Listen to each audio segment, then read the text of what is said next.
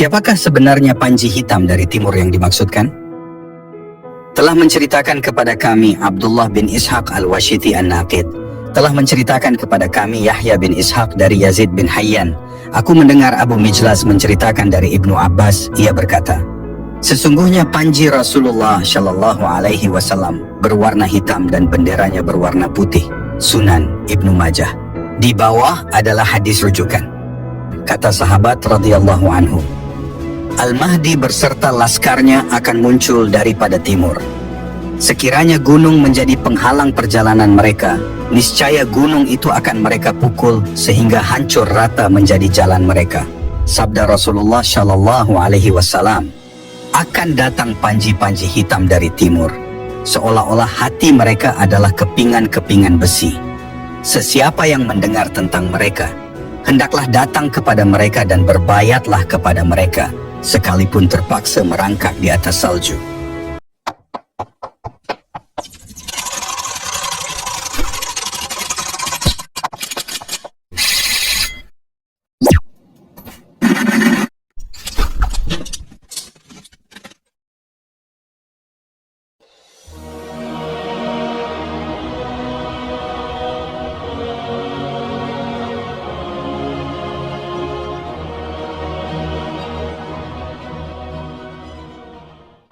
Assalamualaikum warahmatullahi wabarakatuh.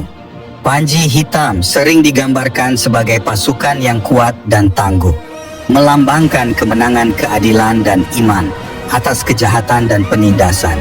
Dipercaya bahwa pasukan ini akan memainkan peran penting dalam menegakkan kekhalifahan global Imam Mahdi dan membawa era kedamaian dan kemakmuran.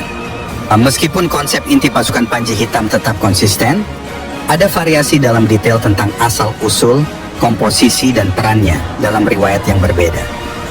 Beberapa tradisi menggambarkannya sebagai pasukan malaikat, sementara yang lainnya menyebutkan bahwa pasukan ini akan terdiri dari orang-orang beriman yang saleh dari wilayah timur dunia.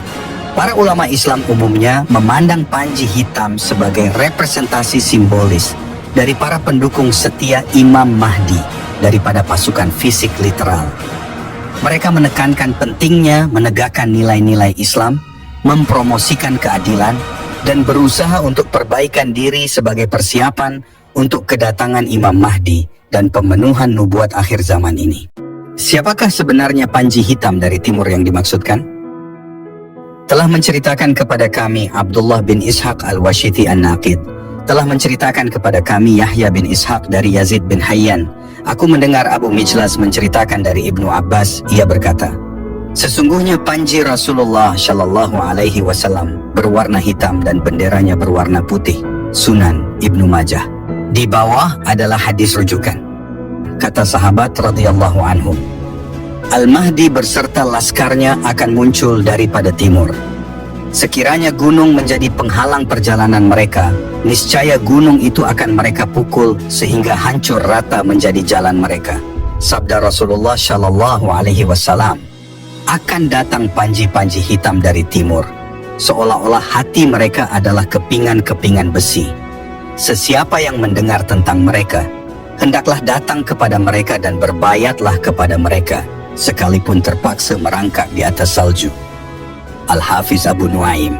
Kata Sayyidina Ali, maka Allah Subhanahu wa Ta'ala menghimpunkan sahabat-sahabatnya, tentara Al-Mahdi yang dipanggil Ikhwan, seramai tentara-tentara Badar dan seramai tentara Talut, yaitu 313 orang lelaki, seolah-olah mereka itu singa-singa jantan yang keluar dari hutan. Hati mereka itu ibarat kepingan-kepingan besi. Kalau mereka berkehendak untuk memindahkan gunung, niscaya akan mereka lakukan. Pakaian mereka sejenis, dan seolah-olah mereka itu dari satu ibu dan satu ayah. Dari Ibnu Umar radhiyallahu anhu katanya, Rasulullah Shallallahu Alaihi Wasallam ditanya oleh para sahabat radhiyallahu anhu, apakah ada orang yang beriman kepadamu sedangkan mereka tidak pernah melihatmu, dan membenarkan ajaranmu sedangkan mereka tidak pernah melihatmu? Baginda Rasulullah Shallallahu Alaihi Wasallam menjawab, mereka itu adalah ikhwanku dan mereka bersama-samaku. Beruntunglah mereka yang melihatku dan beriman kepadaku, dan beruntung juga mereka yang beriman kepadaku sedangkan mereka tidak pernah melihatku. diulang hingga 3 kali. Hadis riwayat Muslim. Apabila azan sang muazin, berserulah dia, "Asyhadu anna la ilaha illallah." Ketika itu bergoncanglah surga. Sangatlah rindunya para bidadari, dan bertambah-tambah rindunya lagi mereka akan Rasulullah Shallallahu Alaihi Wasallam.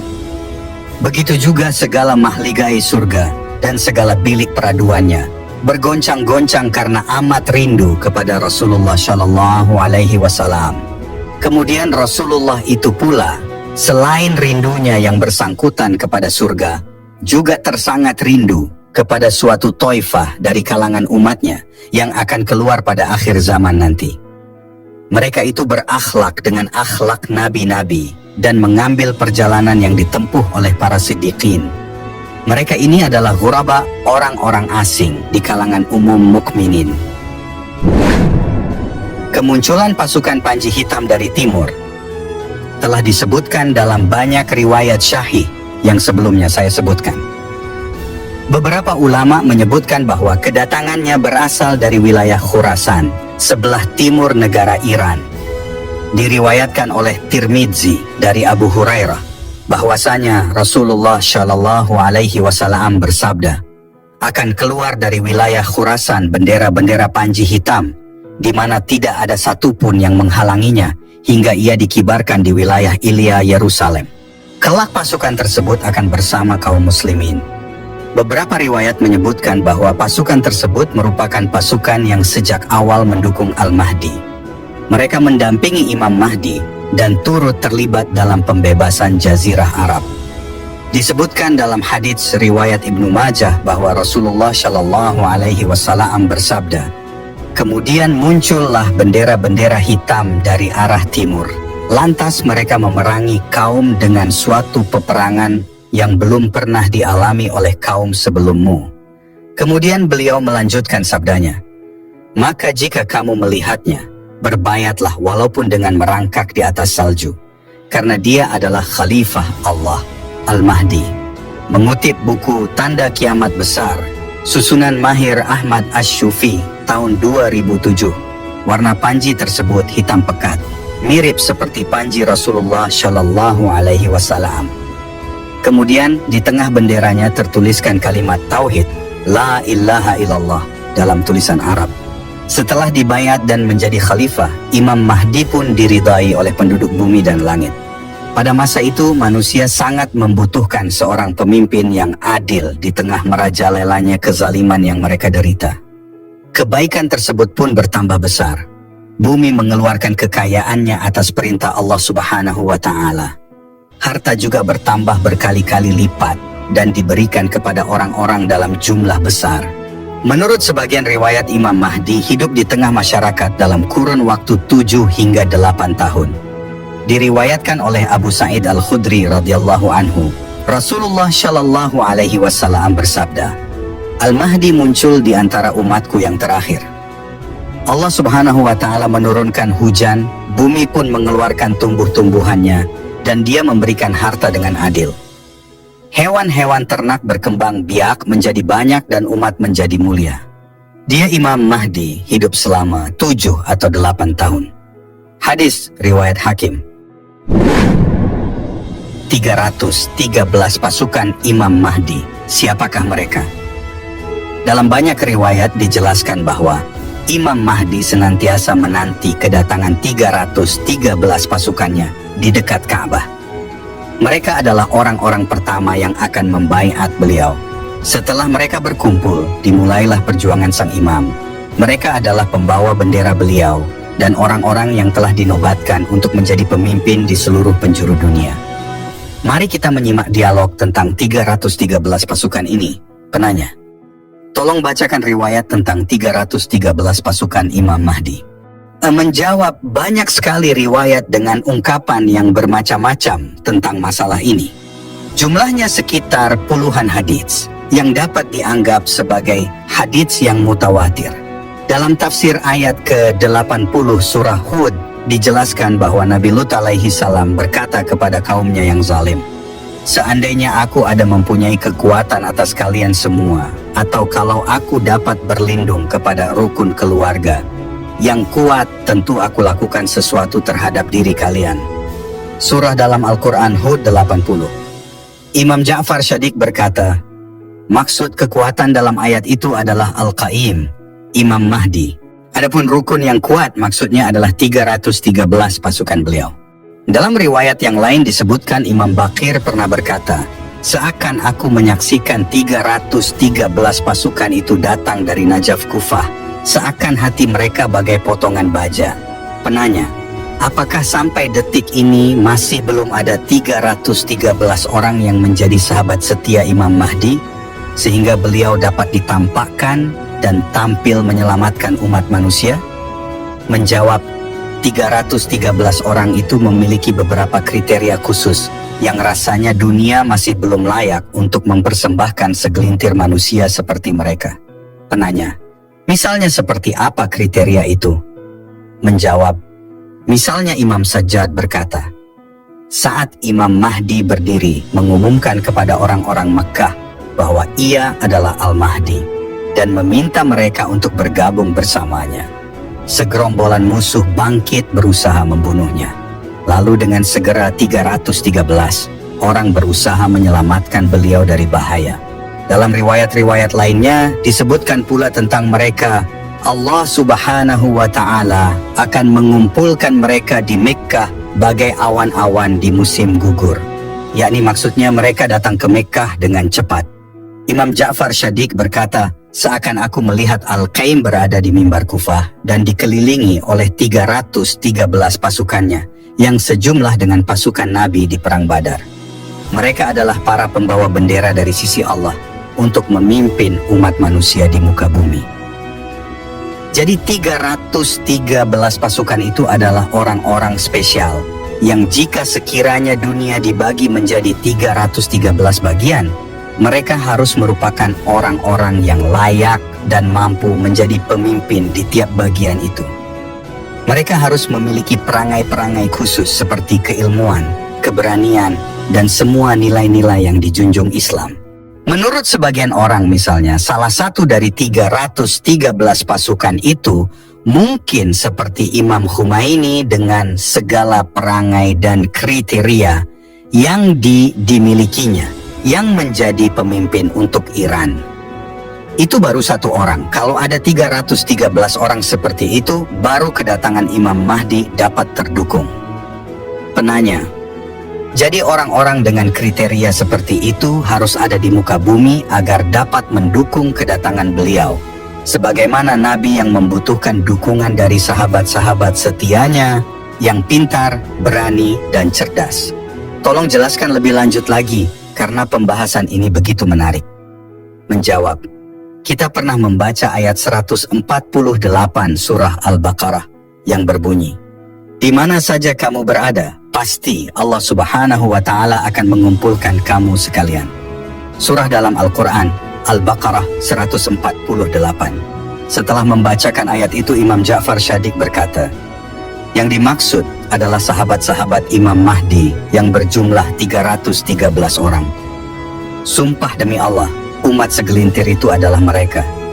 Sungguh mereka akan berkumpul dalam sesaat, seperti awan-awan musim semi yang tertiup angin kencang, hingga berkumpul di suatu tempat. Dijelaskan juga dalam riwayat bahwa mereka akan datang ke Makkah dari pelosok kota dan desa yang jauh sekali. Lalu Imam Mahdi menanti mereka di Zituwa, suatu tempat yang tak jauh dari Ka'bah. Mereka adalah orang-orang pertama yang membaiat Imam Mahdi. Imam Sajjad berkata, seakan aku melihat mereka datang dari Kufah. Jibril di sisi kanan mereka, Mikail di sisi kiri, dan Israfil di depan mereka. Mereka mengibarkan bendera Rasulullah Shallallahu Alaihi Wasallam dan sama sekali tidak mencondongkan bendera-bendera itu ke arah musuh-musuh Allah, kecuali Allah akan menghancurkan mereka. Penanya, mengapa hanya lelaki yang disinggung mengenai hal ini? Apakah perempuan tidak berperan sebagai pendukung beliau? Menjawab, masalahnya karena awal mula kebangkitan ini berkaitan langsung dengan perjuangan, pertahanan dan perang yang identik dengan kaum lelaki. Tentu para wanita di balik medan peperangan berperan penting dalam mendukung imam dan pasukan-pasukannya. Bahkan ada riwayat yang secara langsung menjelaskan kehadiran para wanita sebagai pendukung beliau. Misalnya Imam Baqir pernah berkata, sungguh akan datang 300 dan beberapa orang pasukan yang diantara mereka ada 50 perempuan. Mereka datang bagai kedatangan awan-awan musim gugur. Pernah diriwayatkan dari Mufadhal bahwa Imam Ja'far Shadiq berkata, ada 13 perempuan bersama Al-Mahdi. Mufadhal bertanya, apa yang dilakukan perempuan-perempuan itu? Beliau menjawab, mereka mengobati orang-orang yang terluka dan merawat mereka, sebagaimana yang dilakukan oleh para wanita di zaman Nabi saat itu. Penanya, bukankah sejumlah sahabat itu sedikit sekali jika kita lihat betapa besar perjuangan yang harus dijalankan oleh Imam Mahdi? Menjawab, mereka adalah orang-orang spesial di permulaan perjuangan Al-Mahdi. Dalam riwayat disebutkan, 313 orang itu adalah manusia ilahi yang membaiat Imam Mahdi di antara Hajar Aswad dan Maqam Ibrahim. Mereka adalah wazir beliau yang mengemban tugas amat berat negara-negara sedunia. Disebutkan juga, saat memenangkan Roma, pasukan Imam Mahdi meneriakkan takbir. Dengan teriakan pertama, sepertiga Roma akan dikuasai. Lalu dengan teriakan kedua, sepertiga lainnya pun dikuasai. Lalu dengan takbir ketiga, seluruh Roma bakal dikuasai. Selain itu, Imam Baqir juga pernah berkata, akan ada 70.000 hamba Allah dari Kufah yang tulus hatinya yang akan menjadi pendukung Imam Mahdi. Demikian pembahasan kita kali ini. Semoga yang menyaksikan bisa memahami maksud yang kita sampaikan. Jika dirasa belum paham, bisa diputar kembali dari awal atau bagian tertentu pembahasannya agar tidak salah dalam memahami. Terima kasih telah menyaksikan sampai akhir. Semoga video ini bermanfaat dan tulis pendapat kalian di kolom komentar. Akhir kata, wassalamualaikum warahmatullahi wabarakatuh.